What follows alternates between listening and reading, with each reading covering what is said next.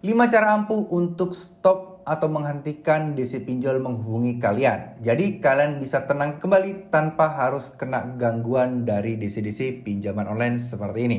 Nah, di video kali ini kita akan bahas ya teman-teman, kenapa dan apa yang harus kita lakukan biar kita tidak diteror-teror lagi dan DC berhenti untuk menghubungi kita. Nah, yang pertama yang pasti yang harus kita lakukan adalah berhenti untuk membalas, mengangkat telepon, atau juga merespon setiap aktivitas dari DC yang menghubungi kalian. Ya, kenapa? Karena semakin kalian responsif, semakin kalian sering membalas, maka akan semakin dinilai bahwa kalian ini memiliki prospek yang tinggi untuk membayar pinjaman kalian. Toh kalau kalian memang masih belum ada uang dan masih belum tahu kapan kira-kira bisa bayar, sebaiknya nggak usah direspon. Cukup respon pertama kali saat kalian pertama kali ditelepon. Nah, setelah itu udah, kalian sisanya tinggal kalian abaikan aja. Mau kalian blok nomornya juga boleh. Nggak akan ada masalah apapun dan nggak akan ada resiko sampai ke jalur hukum sekalipun. Ya, karena saya tahu banyak juga yang mengabaikan WA, telepon, maka ancamannya adalah akan dibawa ke jalur hukum dengan tuduhan membawa kabur, lepas tanggung jawab, dan lain sebagainya. Nah, itu jangan khawatir ya, karena tidak akan terjadi teman-teman. Nah, kemudian poin penting yang kedua adalah hubungi semua kontak darurat kalian yang mungkin dulu pernah kalian ajukan atau daftarkan saat pengajuan pinjaman online tersebut teman-teman.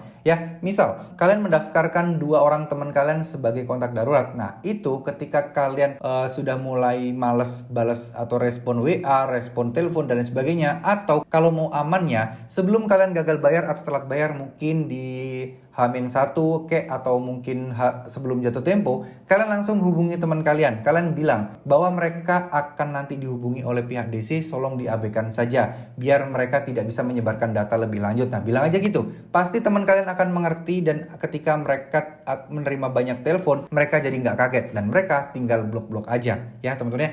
Jadi tidak akan ada resiko apapun bagi orang yang didaftarkan di nomor kontak darurat. Ya, nggak ada tuh. Kalau nggak bales, kalau nggak ini akan dianggap sebagai membantu orang untuk melarikan uang. Nah, itu banyak juga nih teman-teman ya, kejadian-kejadian yang sama yang ditujukan kepada kontak darurat kita. Sehingga kontak darurat kita akan ketakutan dan lain sebagainya. Mungkin untuk orang-orang yang berada di perkotaan sudah mengerti banyak informasi tentang hal ini. Jadi mereka sudah sadar lah ya, mereka sudah tidak terlalu takut lagi. Tapi buat orang-orang yang masih awam, terutama tinggal di pedesaan, ini merupakan sebuah hal yang masih menakutkan ya. Lalu kemudian yang ketiga, kalian bisa mengganti nomor HP kalian. Ya, menurut saya ini nggak begitu penting ya, nggak begitu apa ya. Kalau memang nomor kalian merasa ini nomor penting dan nggak mau ganti, nggak usah diganti, nggak apa-apa. Kalian blok-blokin aja. Tapi ya tetap masih ada konsekuensi akan terus dihubungi. Tapi buat kalian yang nomor mungkin nggak penting bisa diganti lagi, nah kalian bisa ganti nomor kalian. Tentunya ini akan membuat kalian berhenti untuk dihubungi oleh para DC pinjol tersebut ya. Terus kemudian yang keempat adalah kalian bisa cek dulu sosial media kalian ya. Usahakan sosial media kalian itu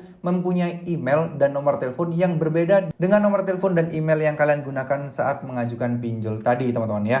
Jadi pinjol tersebut kan pasti punya data email dan nomor HP kalian. Nah, kalau mereka melacak dan mengecek sosial media kalian, pasti cukup tuh dengan email sama nomor HP kalian, pasti mereka akan bisa menemukan akun sosial media kalian. Nah, untuk itu ada baiknya kalian ubah email dan nomor HP di sosial media kalian. Buat apa sih? Biar tidak terlacak. Nah, sekarang setelah itu kalian cek apakah sosial media kalian ini menggunakan nama asli kalian. Kalau iya, sebaiknya diganti juga biar tidak bisa dicari oleh DC-DC tersebut. Nah, kenapa kita harus mengamankan akun sosial media kita seperti ini?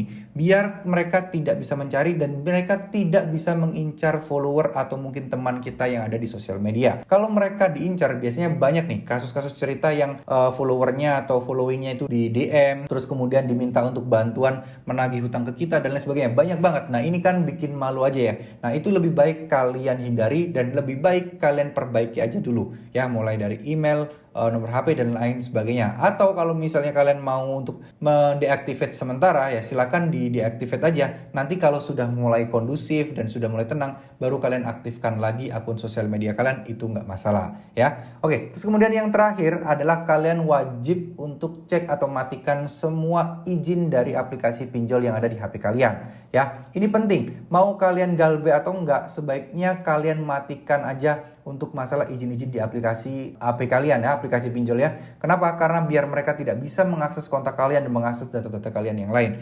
Penting sih untuk selalu mengecek aplikasi ini mempunyai izin apa aja. Karena siapa tahu dia ternyata meminta izin untuk mengambil file galeri. Terus kemudian ada update terbaru, ternyata fitur untuk mengupdate galeri itu dimatikan. Nah ini kadang orang nggak ngeh ya. Kadang aplikasi itu meminta untuk diizinkan.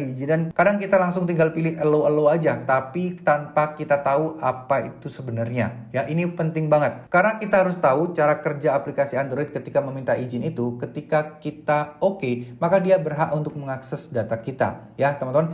Jadi, ada baiknya ketika kalian ada aplikasi pinjol yang terinstall, sering-sering aja secara parsial cek apakah aplikasi pinjol tersebut mengakses kontak dan juga mengakses file atau galeri kita. Kalau iya, sebaiknya kalian langsung matikan teman-teman. Oke? Jadi mungkin segitu dulu video kali ini. Semoga ini bisa bermanfaat. Semoga ini bisa memberikan kalian gambaran bahwa sebenarnya banyak cara yang bisa kalian lakukan untuk menghindari teroran dari DC pinjol seperti ini. Sehingga kalian bisa fokus, bisa tenang untuk melanjutkan hidup kalian dan untuk mencari uang dan biar bisa terbebas dari hutang pinjaman online seperti ini. Terima kasih. Mohon maaf jika ada salah-salah kata.